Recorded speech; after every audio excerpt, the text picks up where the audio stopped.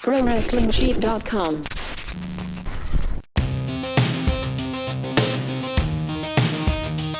Welcome, everybody, to a brand new episode of the Raw Recap, brought to you by the Pro Wrestling Sheet. I am your host, John Rocha, joined as always by the CEO of the Pro Wrestling Sheet, Ryan Satin. How are you, brother?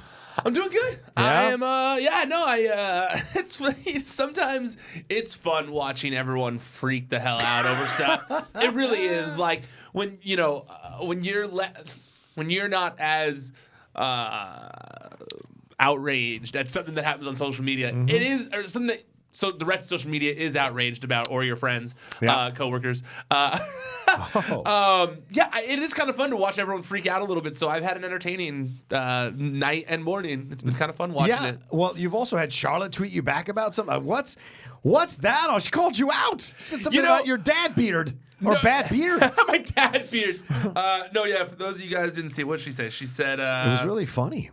She said... You weren't even going at her. You know. just said that the pop for Becky Lynch is going to be insane at Raw. I said the pop Becky Lynch gets when she attacks Vince McMahon for suspending her will be monstrous. Yes. Can't wait. And Charlotte quote tweeted it. I didn't tag her. I wasn't talking about Charlotte. Nope. She said in 2019, Karnak the Magnificent is a 30-year-old hipster with a bad beard and a website that doesn't load. Wow. Well, what? I'll be honest with you. I took this as playful banter because You do. I do. Okay. Yeah. I mean, look, there are a lot of things that people, wrestlers like to get mad at. They like to give shit to the wrestling media. Right. At least it wasn't like virgin in his parents' basement or something like that. It was like hipster with a beard that's getting too much traffic in one day. Yeah, I wonder why people are like Nia came at you for the sneezing. She made some kind of. But see, I didn't take that one as a shot at me either. All right. And maybe But they're quote tweeting you. There has to be a reason for that. Maybe I'm naive here. Yeah. But the Nia Jax thing, I was comfortable with that because I didn't write anything about that incident. Or about what Jerry Lawler had said. So, despite being quote tweeted and the one that was being quote tweeted, I didn't take the Nia one as a shot at me either. And if it was unwarranted because I didn't write anything besides saying that it wasn't true. That's what I find weird. So whatever. And then the Charlotte one, I'll be honest with you, I really didn't take too much offense to it because my site was having trouble loading yesterday. I can verify that. Yeah, we were having a big influx of traffic from a bunch of different stories, and I'm still working out the kinks of having from moving. I didn't have a tech team before. It was me and a friend of mine named Frank Villardo who helped a lot with the site prior to here. But now that I'm here, I'm still working on some of the growing pains still of switching servers and stuff. And so I did have trouble loading yesterday, so she wasn't wrong there. It's not a negative. That means a lot of people want to come to your site. Yeah, so I didn't care too much. It's good promotion for my site. She's got 1 million followers, it's good promotion. Yeah. Well, I don't know about good, but it's promotion for my site.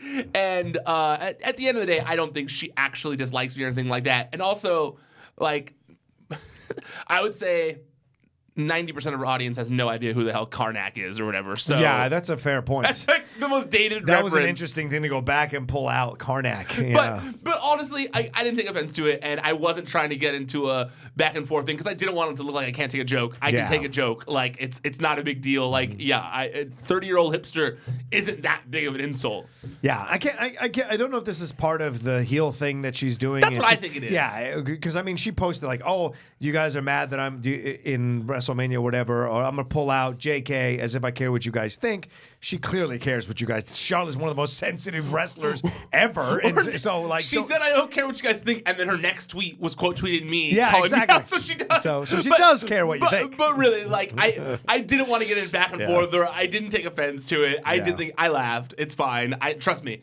I would have taken much more offense to there's harder shots she could have taken at me, sure. and my beard's not that bad. My hair's more bad than my beard right now. I'm growing it out. The hair sucks. I'm jealous of your beard. I can't grow a beard, so I'm jealous of you the beard. You can't grow a beard at all? No, not even at if you all. tried? Even I did try for 6 months. Nothing. You couldn't get the connectors in? No. Or just couldn't? No, couldn't go. Nothing came here but splotches. Really? And then this can grow out and this can grow out, but I look like a child predator, so I don't.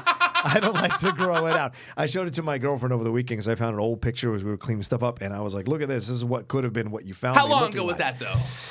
10 years ago? I bet you can try. How I don't know how old you are on air, but 9,000 years old. But I feel like you could pull it off. I bet you it would come in. I bet you it would. You have to do it once. That's the thing. You have to get it in once, and then it'll grow back. Like, you have to literally, like, shave this spot multiple times to get the, at least I did, to get the connectors to kind of, like, start to grow back there and stuff. I don't know. That was me. But, good to know.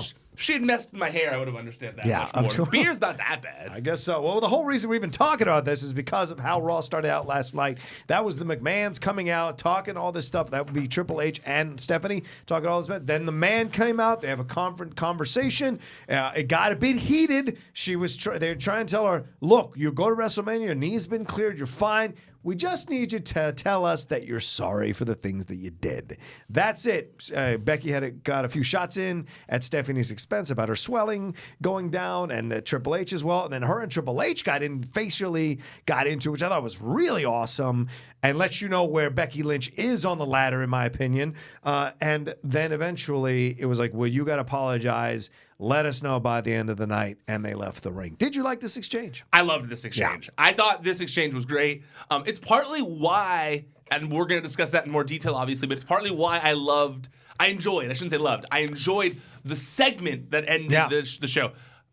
I enjoyed the segment. I don't know if I enjoyed the beginning and the end, you mean? Yeah, I like that they had you on this high at the beginning. They were like, yeah, Becky, she's doing it. And then at the end, they just, like, crushed you down. Yeah. Like, I like when you go on waves like that. So I like that it was like, they had everyone on this, like, yeah, we're getting what we want. And everyone's like, yeah, wrestling's great. You know, and I had a feeling they were going to drop it on them later. And so something was going to happen. It was too easy. Too easy.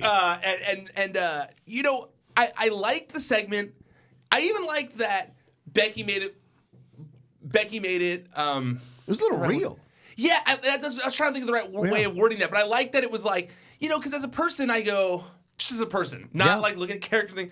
As a person, I go, well, apologizing for being like a dick to someone isn't that bad. Like, she wasn't a dick. Well, she did hit her bosses. Well, they were jerks. But that's what I'm saying. Like, to be fair, in the real world environment, I'd go, well, I mean, like, she punched her boss in the face, or slapped her boss in the face. Like, she should probably say sorry. You could argue that she did overreact to the situation in terms of like, and of course the storylines. I'm not saying actually overreacted, like because she wouldn't go to the doctor because she's personally afraid that if she goes to the doctor, they're gonna try to screw her over and keep her out of WrestleMania. But if you sign the contract that this is the procedure with which that you can wrestle, you kind of have to follow the rules. You can't really punch the boss because you don't want to follow the rules. And I think that's why people are cheering for her. I mean, that's obviously because they're doing the things that you wish you could do. You know? Although I don't want to punch my boss. I like Mark. Yeah, me too. But there have been bosses. There have been bosses I would like to punch in the face. Yes. Oh, Rick. Yes. I don't want to cuss, but yes. So I overall, I really, really enjoyed this segment. I think that it really made Becky Lynch look like a star. It really did start to play her up as the Daniel Bryan of this scenario. Yep. Moving almost away from Stone Cold and much more into the Daniel Bryan territory of like, the authority wants to take away her opportunity, and she's not letting them. That's kind of the basis of the Daniel Bryan stuff, and I'm into it. Right, the Daniel Bryan / CM Punk stuff, because her going at Stephanie saying your family has screwed people over left and right, blah, blah, blah, is essentially what Punk said to Vince when he had that pipe bomb promo that he did, or what do they call it, mind bomb promo? No, pipe bomb promo, yeah. And so that I remember, and so to see this coming out this way, and Becky look, Becky's been making these things work. These segments work because Becky does not look like she is you checking the boxes. It looks very real and organic and all that, and she carries these segments. Yeah, and going toe-to-toe with Triple H, who is a master on the mic and master in the promos, is fantastic. But Triple H certainly. Yeah, you know, absolutely. I completely agree. And 72, I mean, like, Stephanie be like, hey, we apologized. We apologized. You know, like, they played... Everyone played their role perfectly here. Sure, they did play their role. All right, so we'll talk about what happens at the end of the show when we get to it. But let's move on to the 6-woman tag team match, which I absolutely really enjoyed. Yeah, Sasha Banks and Bayley versus the Riot Squad, Tamina Snuka and Nia Jax. I saw some people acting like they didn't like the first. The match was kind of long, so first like 40 minutes of Raw, something like that, probably right. I saw a lot of people say they didn't like the first 40 minutes of Raw. And there are things I did not enjoy in this episode of Raw. Right. But this first 40 minutes was not part of it. I felt like, you know, they needed to put some extra oomph to the women's elimination chamber on the Raw side of things, since they're not going to, a lot of these women aren't going to be on SmackDown. They're not going to be on SmackDown this week. They needed to get a little of that, to get some more juice in that match. So I liked it. I liked the way they played. I liked the opening where Sasha slapped Nia and then tagged out Liv Morgan. Yeah. I thought it was weird to take Sasha out during the commercial break. Yeah, this is the second week in a row now where it's been Bayley kind of carrying that team. It's because she's dealing with an injury. She really is, though. She is dealing with an injury. Okay, but she's being thrown against walls and shit like that. It's kind of nervous. It's kind of scary. It's, from what I've heard, it's not like a serious thing. It's more something like... They're just playing it up, but they know she's limited. Correct. Okay. That's the vibe I get. That's fair. It's not that she's like not cleared clearly, but they're making it believable within the matches. Correct. With her injuries, and it's kind of helping the Bayley Sasha stuff a little bit, like making them like more of the underdogs and stuff like that. So and I also think it leads into more of what I was saying, that they're not going to be the first women's tag team champions. They're going to win it at WrestleMania. That's my guess. Okay. That it's going to be Nia and Tamina, especially after watching this match. Yeah. I was like, it's going to be Nia and Tamina who win it in some dick way that everyone's pissed off about, and similar to the troll. WWE is all about trolling right now, so I feel like they're going to troll everyone there until they finally win the titles at WrestleMania. So I like they're playing up that a little bit here. What do you think changed, though, Ryan? What do you mean? Because in the past, and me having watched wrestling for quite some time now, in the past, you would be disappointed by a result, and you'd be frustrated. But then you'd be like, all right, I'm tuning in next week, see what happens. I'm on board with this underdog fighting against the system. Now people get like supremely upset about shit and go to Twitter, go do whatever. Like, I get it. The Becky Lynch, I have my own issues about that. But there are people who just like, they see this and they're just like, oh no, not Nia and Timmy. That's just, I don't want. But then they forget like there's a whole storyline here that's playing out for a reason, And so I want you to remember that though. Yeah, when we discuss Charlotte at the end of this episode. I will, because there's a right way to do it and a wrong way to do it. So, he just realized he's like, shit, I shouldn't have said that. Damn it. Before I said it.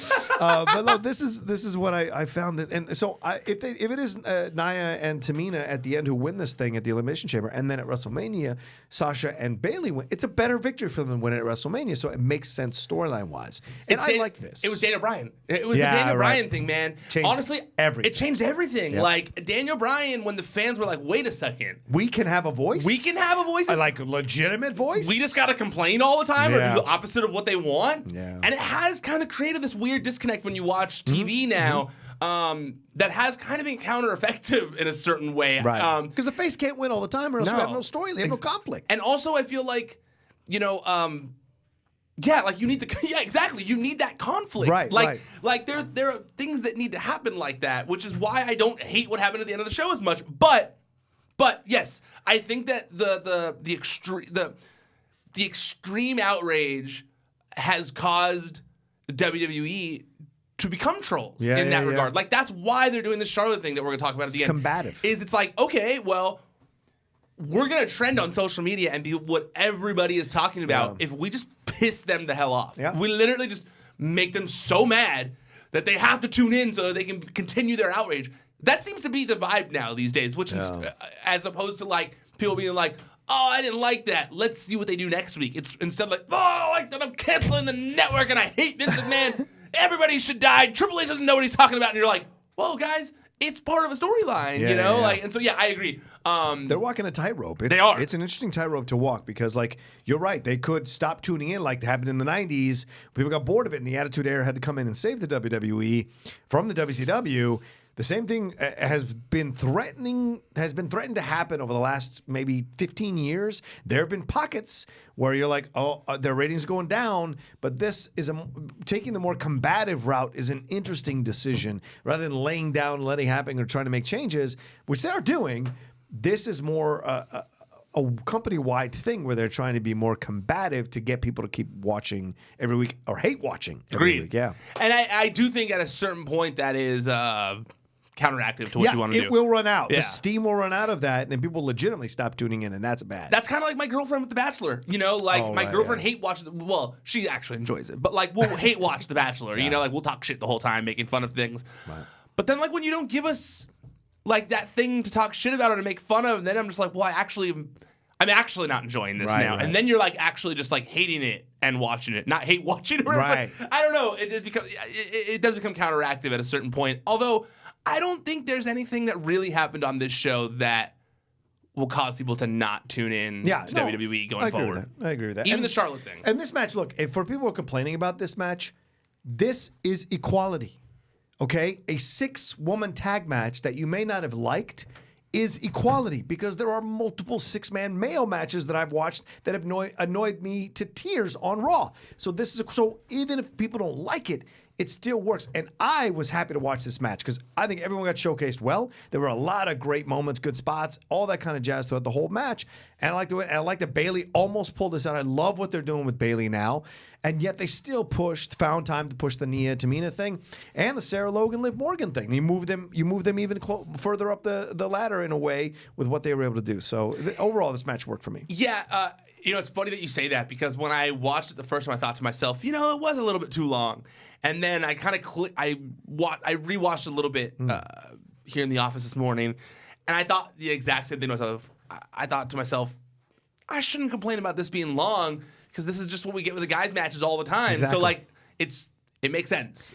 It makes sense. It helps. It's what we should be. It's what they should be doing. Yeah. Like having equal time for everyone and stuff. So yeah, I thought the same thing. I was like, oh yeah, it's good that they have this going on. I mean, exactly. If they're gonna have a women's tag division, they have to have it be like the men's tag division. So and for equality, it has to happen that way. All right, well, let's move on to Elias and the Lucha House Party, which was super weird and interesting, I guess. I don't know what they're doing. I don't know what they're doing with Elias. So this is like watching a slow train wreck over and over, week to week, as I didn't like this segment at all. And it didn't progress any of the Jeff Jarrett stuff that they have been doing the past couple of weeks. I was confused by that. Yeah. Why would Lucha swing in the thing? Why were they trying to sing a song? And then getting hit in the back of that, and then Elias runs off. So Elias is obviously healed now fully. As we saw last week, it's continuing now this route. What are they doing with him other than using him as filler? I also thought the thing they did in the beginning of this was very confusing, and I understand what the point was, but I feel like they didn't. I don't know. It just seemed like it felt like a mistake when they were like, ladies and gentlemen, Elias, and then it cut to a backstage segment after his guitar, and then they came back to him, and it was like, ladies and gentlemen, Elias, and he did the guitar thing, and then it cut to that backstage the vignette on Seth Rollins, and then it was like, ladies and gentlemen, Elias, and then Lucha House Party, and at that point I was like, oh, those weren't mistakes. Right. That was supposed to show that he keeps getting interrupted, but like, it looked like a mistake when you watched it. It did. And like I was like, I'm pretty sure this wasn't a mistake, but it looked like one. Yeah. The Lucha House Party stuff, you and I have talked about this, how much we dislike. Yeah. I just hate, when I was watching this, I was thinking to myself, this is how Grand Metalik finally speaks on TV. Like, and I also, I hate to like, kind of like be a broken record here, but like, I was just like, man, like, this is 80s shit in 2019. I really felt, and I like Lucha House Party, like the wrestlers. Let them wrestle, man. And I even think Kalisto's an entertaining guy, like on the microphone when they give him a chance. But I just thought to myself, like, what is the point of this? Yeah, this isn't a storyline issue. This is a presentation issue. Yeah. And it's frustrating overall because these guys are fantastic wrestlers and they should be allowed to talk on the mic and do whatever they do on the mic and let people enjoy them for their abilities and their fun. This storyline does nothing for them, and this scene does nothing for them. And I don't understand who gains from this, or what, who this is supposed to help. Like, does it really make Elias more hated? Mm-hmm. No. Right. Does it make Lucha House Party more liked? Not really. Is it entertaining to watch? Not necessarily. Right. So I didn't understand, like, all around what the point of this segment was, really. Yeah, that was my main problem with it. And then it was like, well, it also, like, I thought there was going to be some involvement of, like, Jeff Jarrett and Road Dogg here, since that's what they've been doing the past couple of weeks, but then they didn't. Right. So I'm like, are they just done with that? Yeah, maybe the fans were enough to kind of kill that. I don't know. Like, I assumed they were going to do, like, on the pre-show or something, like a match between Jeff Jarrett and Elias again or something like that. Right. I don't know. I didn't enjoy this segment. I didn't think it... I just didn't think it progressed anything. Yeah. I just thought it was kind of like lame. The song was lame. The segment was lame. I agree. The segment was lame. Well, we move on. Finn Balor versus Drew McIntyre. Wait, before that? Sure. What do you want to talk about? Vignettes or the vignette? The Kevin Owens thing? Yeah, sure. Was that before this? I think so. Yeah, I think sure. it was. Yeah, yeah. What'd you Kevin, think of that? He was bowling or whatever, and he messed it. I don't know. I think it felt like a face promo to me. It did feel like a face promo. So I wonder if that's what they're doing to make it feel like, oh, he's coming back, and this is the way he's coming back, and so this is how you're going to enjoy him. I don't know, but I mean, it was nice to see Kevin, and him bowling that gutter ball was funny, and so I don't know if that's on purpose. I don't know what's going on, but I enjoy having Kevin back in the mix. It's funny. I thought they were going to go like the Mr. Perfect route when he was going for the when he was throwing the bowling ball. I was like, they probably shot this a bunch of times. And then when it went right into the gutter, I liked it with the opposite way of like anti-Mr. Perfect. But yeah, I like this segment actually. I liked his little promo. I thought it was a good way to kind of like get excitement back to Kevin Owens a little bit. Right. This must mean what's his face is coming back, right? Sammy? Yeah. He's close? Probably. Yeah. I feel like they're both going to be on the Raw or SmackDown after WrestleMania. That's my guess. They'll be tag team champs. I can see that. Yeah. That's what I think. Although I feel like they might be split apart again. I don't know why. I just had that feeling. I don't know for sure. I just had that feeling. I hear you. In like the brand split, they'll just split them up again. Because I feel like I like them as a pair too. They're great. Yeah, they're great as a pair, especially as a heel pair. But I almost wonder if they're gonna make Sammy a face again. Yeah, I could see that. Yeah, Sammy because works. he's gonna get a big pop when he comes back, and they could easily just pretend he was never mean. He already played the heel with Lashley. Yeah. So this would be a better route. Yeah. Yeah. Oh yeah, and he get like his comeuppance on Lashley as a good guy. Yeah. So yeah, I like the promo. I saw some people being like, "Oh, it makes him look unathletic" or something like that. I was like, who cares? Come on, whatever. I like to see those people who are commenting about unathletic. I want to take a picture of you. I was wondering though, and this is just a minor wonder in my mind of, they in the video he's bowling with two guys who just got signed to NXT. Oh. They're like sitting there with him. I was wondering if they're gonna like they're Canadian dudes too. I was almost wondering if he's gonna have like his own little lackeys or something like that. That works. Instead of Sami Zayn. Yeah. I don't know that, but I mean, I did think that was interesting placement of like having those two guys in the footage randomly. It could just be a very random thing because he's friends with them. But If you rolled in NXT for a little bit, would that bother you as managing these guys? Kevin Owens? Yeah. Oh no. It's a step down, huh? Well, I mean, going back down to NXT is, I don't know, like a step down necessarily, but like I don't think Kevin Owens needs that. In the it's not like he's like it's not like he's out of options or he's not interesting to watch or anything like that. Totally. Yeah, no, it'd be really silly to send Kevin Owens back to NXT. It's because it's so chock full.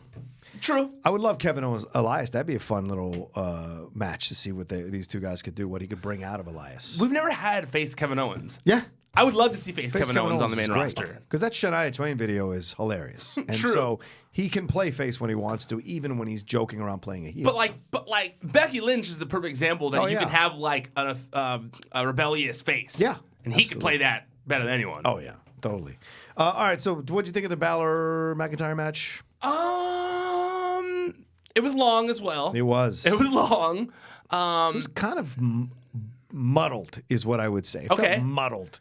Leo and then Lashley and then McIntyre and all this kind of stuff. I didn't feel like you got a good sense of what Balor, like showcasing Balor in this. And I don't say you have to, but, give him something. I also felt like similar to the Elias thing, I don't really understand like who gained out of this. Yeah. I mean, and restarting the match was weird. That's more why, because it's like I'm really not a fan of like the 50-50 stuff. Yeah. And it's like, Elias got the edge. No, I'm sorry, Lashley got the edge. No, he didn't. Finn Balor got the edge. And then it's like, well, now we're just we just watched a 30-minute match and we're back at the exact same point. Nothing progressed.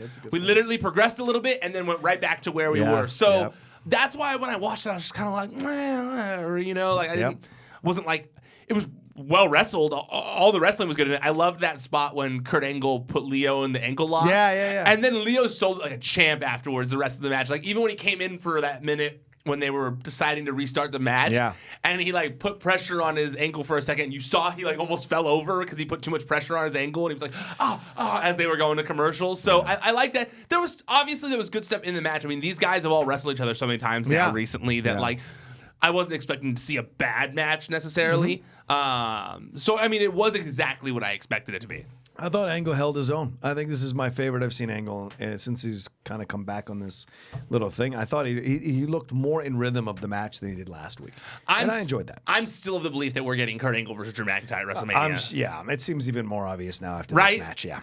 Like we're gonna get Balor versus Lashley, McIntyre versus Kurt Angle. Right. And Strowman is taking on Corbin at the Elimination Chamber, but I don't know where Corbin fits now. Yeah, I guess you're right. I was thinking last night, too, when I was watching it, that I could also see them go with Braun and Drew McIntyre, maybe. Yeah. But I just feel like they put so much work into the Kurt Angle, Drew McIntyre thing at this point. It would be kind of silly. Out. Unless they're going to do a tag match, which I don't like. I hate. That's annoying. Yeah, I feel like that would be such a filler, boring match. There like, should be no filler matches at WrestleMania. No, and that's something that's a filler for sure. Yeah, absolutely. All right, let's move on. Nikki Cross taking on Ruby Riott. What did you think of this match? It wasn't a bad match or anything like that. Not at all. No, it was a good match. No, they killed it. I more so was just kind of like, I just hate the way these call-ups have gone on. I really hate, except for Heavy Machinery, Right. who I feel like they have done a good job with. Yes. Even though they were absent this week. Ironic that they would finally get a tag team call-up right. Right? Besides Heavy Machinery, though, these call-ups have just been so wasted. Yeah. Like, it's like, oh, we're bringing all these people up for change, but, like, Nikki Cross is losing now. Yeah. Like, How do you build? This is like sanity. How do you build up her credibility, her power, her abilities if you having her in these matches where she's constantly losing? Last week in the tag match, this week in the singles match with Ruby. It was a good match. She gave her own. She gave as much as she got, but in the end, she lost the match. yes, that's how I look at it. And I think to myself, and it's similar to how you felt when the Riot Squad first came up, of like, Yeah.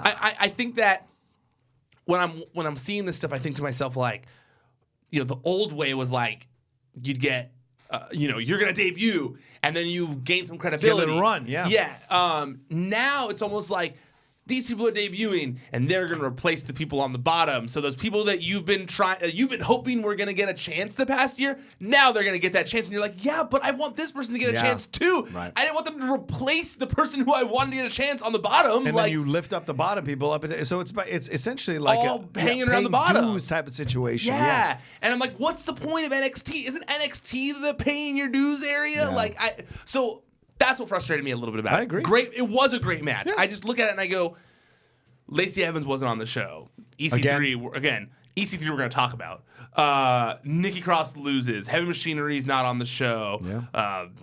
Unfortunately, Lars is not happening, it seems like, anymore. I thought we were making changes. We're in the second week of February. To be fair, though, okay, I did start to notice some changes last night. Okay. I started to notice, they have done this. I didn't say good changes. Okay. But, I did notice that they're doing this new thing of, like, people coming to the ring while the other guy is still in the ring, or woman is still in the ring. Yeah. So they have, like, a brief interaction. New thing. Charlie and the backstage interviewers, they're being a little more abrasive. Yep. And asking questions that you're actually thinking while watching the show. Right. A little bit of a change. Okay. They're injecting a few new people here and there. A little bit of a change. So there's little changes being made here Agreed. and there. I'll give them the benefit of the doubt there. Okay. But yeah, I just hate the way these call-ups have been handled. Is EC3 next? Because I was real mad about that. Yeah. Coming up next. So this is. Yeah, I felt like, and there was stuff going on backstage that was kind of taking a little bit of the shine off of the match. Oh, I forgot. That was the other thing. I hated that it was like, people were enjoying this match, and then it like cuts away to Ronda and Becky, and you go, oh, wait. So the only reason they booked this match is so there was something going on for that cutaway? Yeah. And you're like, come on. Like, this is a good match. How can you disrespect them and the pedigree that Ruby and Nikki have coming out of NXT to like interrupt their match, to have Ronda and Becky have a back and forth, or Becky and Alexa have their back and forth. And if I recall, it didn't even do like the picture-in-picture. Nope, it went right to cut. Fully cut the whole thing. So you could hear them wrestling but not watch them. I thought that was weird. Yeah, it was a little strange. Yeah. These are the changes, I guess. Seth Rollins came out, did his promo about Brock Lesnar. Hated it. Yeah, I hated didn't like it. it? Okay, go ahead, break it down. Tell me why I you just didn't felt like it. First it was weird when you tweeted about this. Which part? I saw you tweeted about this, didn't you? That like first Ambrose. Yeah. So first I thought it was weird that he said, "I'll go to hell." And you're like, "Oh, okay, Yeah, cool, I guess." Am I supposed to cheer for the guy who wants to sell his soul to the devil and to be champion? Go to hell? Okay. So that was odd to me. There were just a few odd lines in here that I didn't feel hit as hard as his other promo did, where it felt like it was from the heart. Yeah. The one where he was like, "Look, I'm a wrestling fan. I've wanted this." I got where they're going with it of like, "Hey, I'll die for Raw." I got it. with wrestler death, since I don't need death talk. Like, you know, That's a good point, right? I I just don't didn't think need about death that. talk. You know, like yeah. it's already a sensitive subject in wrestling. I don't know. Maybe that's just me. I could be a Okay. sensitive snowflake here. I don't know. But I didn't love the promo. I thought the like stomp thing was like, if I can stand, I can stomp. It's kind of cheesy in my opinion. And the Dean stuff just killed me. Yeah. The Dean stuff killed me. Like the fact that we have invested this whole months now of this like Dean turns heel storyline where Dean turns heel on Seth after Roman goes away. Then they feud. Then Dean mocks Roman's cancer. Like they've had like some deep shit go on between the two of them. And I get that, like, brothers fight. Yeah. He said some mean shit, though. Like, Rollins was like, I'm not going to forgive Dean Ambrose. Like, he said stuff like that. Yeah. Like, he was real mad.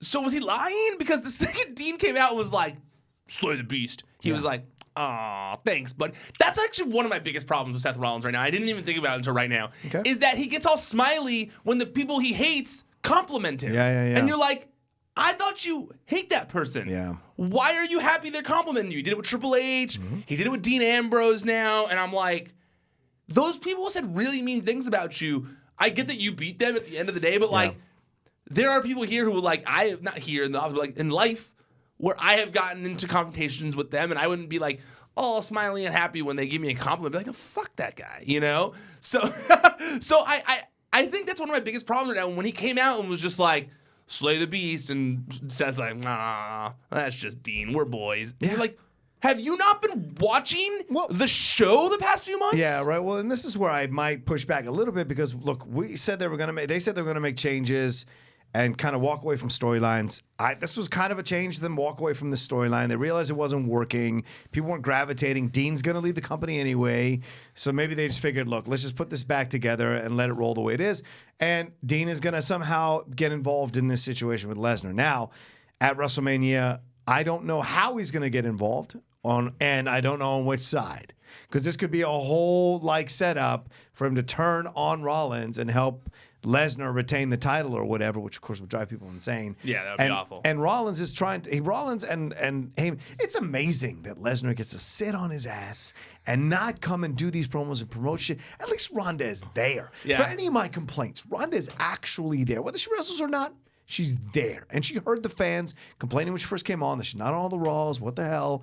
And she didn't want to follow the pattern that Lesnar does. Lesnar gets to sit back at home and watch Heyman and Rollins carry his promo duties for him in anticipation of this WrestleMania match. So it's incredible what he set up for himself. Every wrestler wishes they could do the same. Sure. Like they talk shit. Seth Rollins says, "Oh, he's not here." You'd love to sit He back, would love to have that schedule, and you know what? Brock has earned it to a certain degree. I actually think Hogan never did that shit. But yes, but I honestly believe that, and Hogan wasn't there at every house show. Get the fuck out of here. I saw him on multiple house shows. In WCW, he was like in no house shows. Well, WCW, that's a whole other ball. Yeah, he was already status by that point. So was Brock Lesnar when he signed his new contract. He'd been multiple time champions and crossed over into other sports and stuff. But I think one of the things that people complained about when it came to Big Show was that Big Show wasn't treated as an attraction, and that's why now in his career it's not as exciting when he comes back. True. I think they were smart about with Brock Lesnar, and they have made him an attraction. Gotcha. So I actually think it's better that he's not, like, his appearances aren't wasted, because when he is there, it's a bigger deal. Yeah, and Heyman can carry him. Yes. It doesn't. And Heyman would carry him anyway, even if he was there. Exactly. It'd be Heyman leading the promo, so there you go. Exactly. And we'll see what happened with the Dean Ambrose thing. And he took on EC3 next. Which was my most infuriating moment of the night. This was a weird match, weird situation. I don't know why Ambrose defeats EC3. I don't know what the point of that was. And EC3, once again, here's a mess up. They're messing up this call-up as well. EC3 came with all this pedigree. Yes, he wasn't an NXT champion when he came up, but he comes up with this pedigree. Why are you going to bring people up? You're going to have them job. It just doesn't, or lose rather. It just doesn't make sense to me. Yeah, first of all, I think if this Dean Ambrose stuff is legit, which I still haven't really been able to confirm because he's so to himself. Yeah. if it's legit, I think it's WWE trying to make Dean happy. I think that initially it was like, hey, look, you're going to leave. We're going to have you lose to the new guys. We're going to have you get embarrassed by a girl. Like, we're going to... Or you could play ball, sign with us, stay, and we won't make you wrestle the girl. Cancel the intergender match. We won't have you lose to the NXT guys on your way out. So... Or they all know that we know he's on the way out and they're just fucking with everybody, which is what I really think it is. I think they're fucking with everybody because everyone knows he's on the way out and they're like trying to keep you guessing as to what's going to happen with with Dean Ambrose on the way out or whatever. But I agree with you that it just goes back to what we were talking about with Nikki Cross. It's like you brought EC3 up, you played all these vignettes for him, you showed him standing around in silence in the background. Yeah. You finally debut him last week. Yep. You give him a huge freaking win over a former champion. Yeah. That's like a real push. Wins do matter to wrestling fans. Yeah. I don't care what Vince McMahon thinks. Wins and losses affect how people look at you. Yep. It's not so much that it affects how people look at you, it's that if you lose too many times, they're not going to be invested in you because they know you're going to lose or they think you're going to lose, and that's why they don't get behind you, you know? Right. So I don't understand the 50. I shouldn't say understand. I understand. I'm guessing the 50-50 booking is now like, oh, well, now they got to have a rubber match at Elimination Chamber on the pre-show or something like that. And it's just like, no. Yeah. Like you didn't. This was not needed. Right. It was not needed. I agree. You didn't need to give Dean that win back one week later. Yeah. Like EC3 gains the world from that win. Yep. Dean gains absolutely nothing from that win. And what's the point of professional wrestling if it isn't if you're going to leave a company, you put other people before you leave? That's kind of how it works. And also, what's the point of wrestling is to make new stars. Yeah. You make a new star by these things. Like there are very things that are ingrained in wrestling fans, and we seeing someone lose right away puts you in a certain category on the card. EC3 could have been called up into the main event. Yeah. He could have been called up into the main event. He looks like it. He acts like it. It's just silly to me that they're already kind of using him in this way. It's like he's wrestled twice. I really don't like it. I really didn't like this segment. I agree with you. All right, let's move on. Bobby Roode and Chad Gable, they took on the Revival. Oh, look. The Revival finally became tag team champions. People were done with the Roode Gable thing. Them coming out and the spin thing was interesting. I really thought the Revival was going to lose again because of how they promoted this thing and how they came out, Gable and Roode, and how Gable and Roode wrestled. Gable did a lot of the work in this match against these guys, and in the end, he went for it one too many times off that middle rope, and he got smoked there, and boom, the Revival win the title. I think a lot of people were happy about this. I actually enjoyed their post-match interview with Charlie. I thought that was good. By the way, Charlie is just doing it. She's fantastic. Yeah. I heard ESPN is like...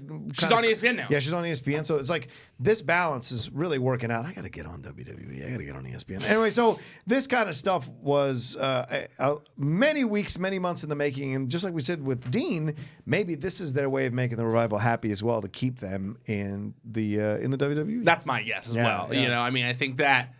I hope that at the end of the day they realize that, like...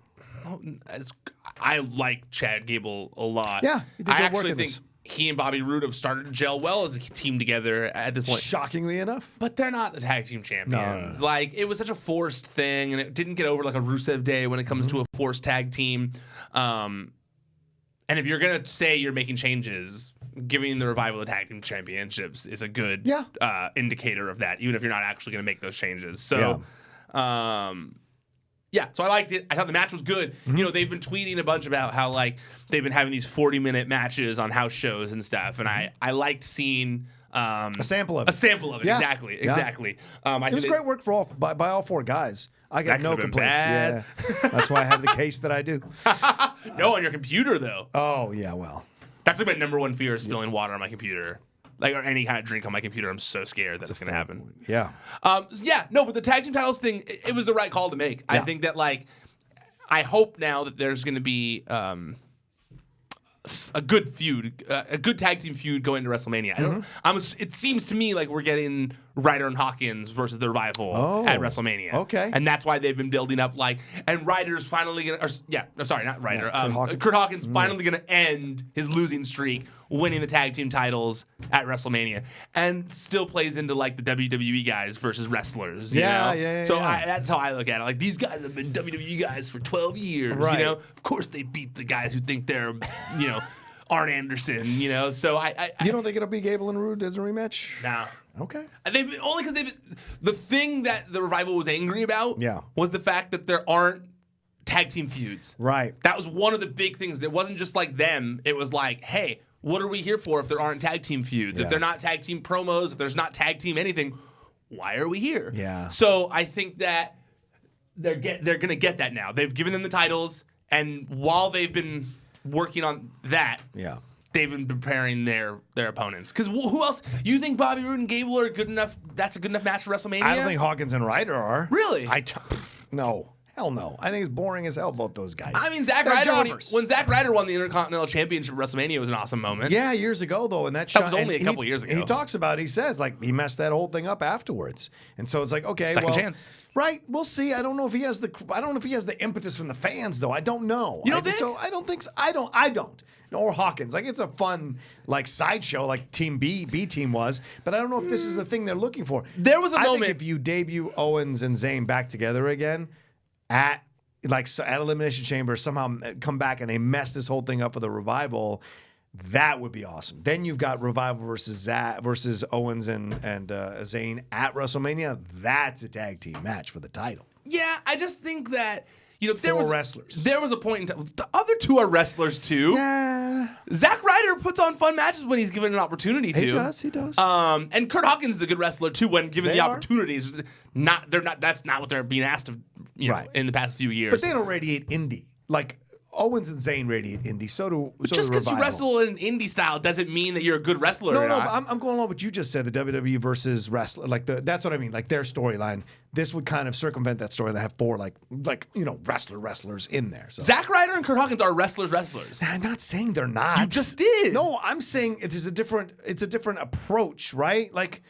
It's just different. Those guys are wrestlers, yes, and absolutely deserve all the credit in the world for what they've done and what they've accomplished. No. I mean, Kurt Hawkins. No shine off of them, but they don't radiate indie. They don't have that indie cred, and I think that's what would be interesting to watch. Sami Zayn and Kevin, who radiate that indie cred, versus the Revival. Maybe me just personally, but I don't necessarily care about the radiating indie cred, and I don't know that nobody in WWE cares about that. And personally, I feel there's a reason Kurt Hawkins is there. Kurt Hawkins has a wrestling school where he trains people. Mm-hmm. He trained MJF. I mean, he trains. Again, I'm not. He has indie cred. Shine off these guys, but he has indie cred. Okay. Zack Ryder would too if he hadn't been in WWE for 15 years. Right. Okay. And there was a certain point where Zack Ryder was about as over as anyone else on the roster. He was. So I think. And once again, they fumbled that. They did. The WWE too. Absolutely. Yeah. And I think that something organic happened and they fumbled it. Yeah. Absolutely. But yeah, no, I actually think the fans would big time be behind them, and I think that ending the streak there would be a fun WrestleMania moment. You don't think? Fair enough. Yeah, I see your logic. Yeah, probably could, probably will be. We'll see. Now let's get to the coup de grace, which is the end of the show here. Becky comes out with Triple H and with Stephanie, and Becky does even after all these vignettes with Alexa Bliss, which was a weird little vignette, and Finn, right, which was cool. They should have had the Four Horsewomen come up to her. I agree. Bayley and Sasha. At least Sasha, because I saw someone I follow named Danny who pointed out the fact that, it would have been a good throwback to the NXT days if they had done because if I recall, it was kind of like Sasha who kind of talked some edge into Becky Lynch back in the day. So it would have been a nice throwback to and even look like the same scene from the NXT days when that happened. So, I thought for sure they should have had Sasha come up at one point and just kind of say, because even when she came out, she was kind of not looking at Becky when she came out during her segment when Becky was still in the ring. Bayley did a little mini throw it up again, but Sasha wasn't really throwing up the Four Horsewomen thing. She was doing her boss stuff, but she wasn't actually throwing the Four Horsewomen stuff. It would have been a nice moment if they had included her a little bit there. Yeah. So they come out, they apologize. She apologizes eventually. Seems legitimate. So she's going to WrestleMania. Like you said, fans are going crazy. It's going to happen. Then Vince comes. And Before it was Vince. clumsy. Before Vince. Sure. Before we get to that. What do you think about Becky apologizing? What do you mean by like? Because I I feel think like it was authentic. No, or the act. A lot of people felt like it wasn't smart to have Becky apologize because she's this rebellious figure. I saw people talking on Twitter about like, what you would never in a million years have seen Stone Cold apologize to Vince McMahon to get what he wanted. Oh, that's bullshit. Because I saw Stone Cold going with Vince McMahon against The Rock. So give me a break. And the invasion angle when he turned on the WWE. You're going. So don't give me that crap. But you're also going. Stone Cold has done a lot of selling out of himself. You're also passing the Vince McMahon. No, I get that. Of course. I'm talking about in the heyday of Vince McMahon and but Vince didn't also Steve say, Austin. if you just apologize to me, you'll get your chance. But I'm saying if he did, Stone Cold would have been like, okay. Right. It would have been. They would have written it that he didn't have to apologize, and he would have been like he would have had to gone through these gauntlet of matches and blah blah like they did with Daniel. Because he would have been like, screw you, and then they were like, oh, screw me. Now you got to beat the entire roster to get what you want. So I did. Do I so like the apology didn't bother you? It didn't bother me because of what they've been doing with the character over the last week, which is changing her into a face, and so a face would apologize, and so that's sense. Why I think they did it. I think so too. Yeah, and they made it work because the way they did. They really wanted to get. I agree with you. I think that this was intended to be like, no. We fucked up on the heel stuff. Yeah. Becky's number one face. She apologized. That's what good people do. Yep. And our number one heel now is Charlotte Flair. And so I think that I agree with you that's why they did the apology. At the end of the day, I don't think it was a bad thing because if you want her to be the number one face in the company, good people do apologize when they've done wrong. So I think, and I brought that up at the beginning, that it was like, why would a good person have a problem with overreacting or to apologizing for overreacting, especially when it got physical, even if that's your job. It's not Stephanie's job. So that was why I also didn't have a problem with the apology like some other people did. And it takes the shine. It does take a little bit of the shine off her rebellious nature. So you'll have to deal with that as it goes along. But she still did the right thing, and it was authentic. She wouldn't go, I'm sorry for your feelings being hurt. She said, I'm sorry to this, blah, blah, blah. Because I think the bigger picture here is also what the fans look at is like, we're going to get this WrestleMania match now because she apologized, right? Along with the storyline. And you can empathize with someone. You go like, okay, yeah, you know what? We've all had to apologize. We've all overreacted. Yeah, like, we've all had bad moments. When Vince pulls it away, it's like, but she apologized. Right. She did what you guys said. And I think that's why I liked it so much. Did you like Vince did it? I really liked the Vince announcement. Okay. I hated it. Okay. So let me get this straight. I have said on here multiple times. Yes. I think the right call to make would have been Ronda Rousey versus Becky Lynch because I like to take risks. I think big risks equal big rewards sometimes. I agree. So I would do things a lot differently. But right now it feels like WWE is, not right now, the past few years, because of the stock market, because they don't have competition, because of all these different reasons, they're all about playing it safe. They know they play it safe. They don't make people angry. Well, to a certain degree, but like they play it safe, and they don't have to worry about everything. And that seems to be where they're going with it. They don't care about having the most creative storyline. It's more about what's the safest storyline to get me down the line through all these pay-per-views. So I understand them adding Charlotte in. Like it really didn't bother me like everybody else.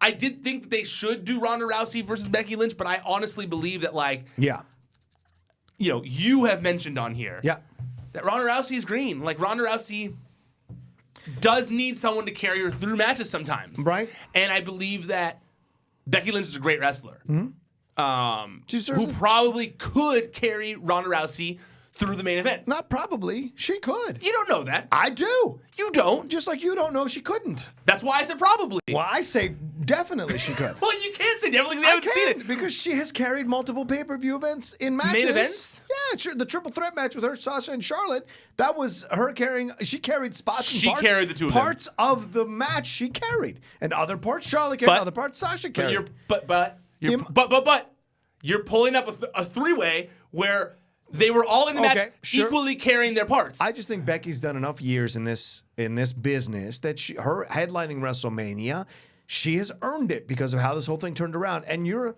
like you said, you're all about taking risks.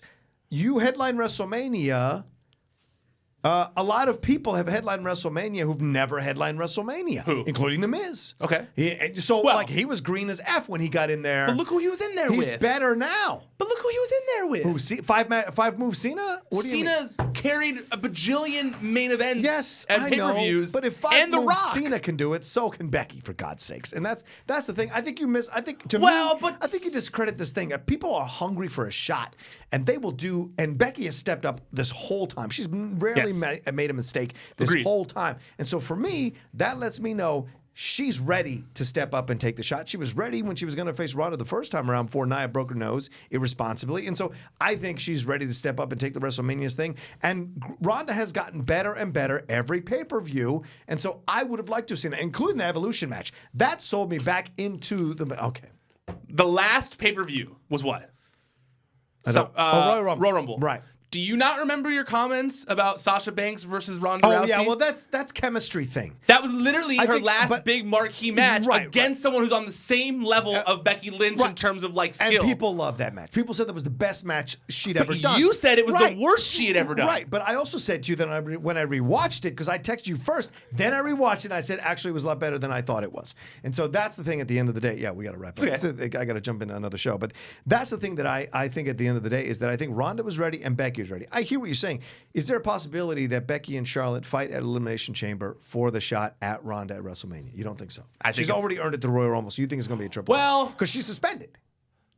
I don't know how they're going to get there. How do they I think shoehorn Becky? It's possible that they do that. Yeah, no, that's possible. But at the end of the day, it's going to be a three-way. There's no way in my mind. Okay. I was already pretty much dead set on it. I was pretty for sure in mind that they weren't going one-on-one this whole time. I feel like I've alluded to that many a time on here. So maybe that's also why I wasn't as surprised about the whole thing. I just think that there have been times when a third person has been added into a match at WrestleMania. Sure. That created a legendary match. I know, but the way they're doing with Charlotte is not the right way. They're manufacturing her as a heel. Becky was an organic thing. She wanted to go heel. She did. She didn't know the fans react. The fans reacted to support her. But it's not about Becky and it's not about Becky and Charlotte, though. But this is retconning. Oh, she's too green, or she never had. Yeah, but you have to put your business goggles on. I am, and those two sell. This triple threat will not sell at the level that Becky versus Ronda will sell. No fucking way, man. I'm sorry to cuss on your show, but no, you can cuss on you. I cuss on you all the time. I just don't believe that this. I think the fans are mad about this because the way it's been done, and I think that is true. That is part of it. It's the Roman Reigns thing. They feel like Charlotte's being shoved down their throat when Becky has surpassed Charlotte, at least currently, and she doesn't need to be involved in this at all. And I get what Charlotte's doing. She's playing the heel. But it's not fair to say she doesn't even. She doesn't be involved in it at all because Becky's been beating her for the last 6 months. While I understand what you're saying, it's not fair to point. We always talk about how we wish we had these long storylines. They have been building this three-way up for a long time now. They started it where they clearly wanted this year's WrestleMania to be Charlotte versus Ronda Rousey. Right. That was the plan when Ronda was coming in. They thought they were going to get that. They were like, she's going to get us to a main event, a female main event. That's what we want. That's why her break is probably scheduled for after this because they were like, that was the plan. Get her to WrestleMania. Get to this WrestleMania. Charlotte, Ronda Rousey. Yeah. And there was this whirlwind that came in called Becky Lynch, and Tornado Becky Lynch came and caused all this, everything thrown out of whack. Yeah. But we're getting Becky Lynch in the match still. So, I just feel like it's a cop-out. I just feel like, you can say what you want. I think it's a cop-out. Ronda Rousey is a huge name. Yeah. So is Becky now. Charlotte has main evented multiple pay-per-views, and she's arguably the top female wrestler in WWE. Nope. That's the man. No, I mean prior to Becky Lynch. Exactly. Prior to Becky Lynch. Yeah, but you were somebody. You're not anybody anymore. But she is. No, Becky's the thing. But that doesn't mean. But you have to have the villain. And Ronda Rousey, as much as you think she's the villain, is not the villain. Millions of us think she's the villain. But millions of people don't think she's the villain either. So you can't fuck all those millions of people who don't think she's the villain. I don't. Christian don't. There's millions. Okay. There's more people who don't see Ronda Rousey as the villain than there are those who do. I'm going to put that up as a Twitter poll. Please do. And see what the response is. Please do. I think that the hardcore fan base does see her that way. Right. And when people who aren't the hardcore fan base watch, they go, why are people booing Ronda Rousey? She's one of the toughest people in WWE. She can literally kick the shit out of all these people. She's cool. She's famous. Oh, absolutely. So it's I don't there are a lot of people who do not see Ronda Rousey as the heel. So you need a heel in the match. So they put Charlotte there because everyone was booing her anyways. She said take ice and Advil, bitch. That's a heel thing to say. No, it's not. How is that a heelish thing to say? She called her the B word, son. That's Roman Reigns says the B word all the time. So does John Cena. So does so do so many faces. I've never heard John Cena say the B word. Does he? I feel like I've heard him say the B. Maybe not John Cena. He veers into Roman Reigns says it all the time. He veers into homophobia territory. That's for sure. A little too much for my taste, John. But Okay, like certainly Roman Reigns has done that all the time. You're right. You're right. There are good guys that say bitch all the time. It's the one word they're allowed to say. All right, but Roman doesn't come out with a big fake smile on her face as he walks down the ramp. Like that's the thing that I think He does. It's incongruent to me. But I get what you're saying. You may want to see that. I'm telling you because I don't want to blow up. I got to get on another show. I'm telling you that I don't. By the way, we're friends. I hope nobody gets crazy about this. Ryan and I love talking about this, but I just think it doesn't work if you don't have. It should be Becky versus Ronda. Period. It should. Period. But I understand the decision to not do it. Okay, fair enough. All right, well, that's our Raw recap for the Pro Wrestling Sheet. Thanks, everybody, who watched and listened this week. For this one, we'll be back tomorrow with a SmackDown Live recap on the Pro Wrestling Sheet Network as well. Ryan, you want to tell everybody where they can find us and read the stuff we do? ProWrestlingSheet.com, YouTube.com/C/Wrestling Sheet. That's where all the videos that we do are. That's where you can watch the recap of myself and Rocha talking about all this. That's where you can watch the SmackDown recap that you just mentioned.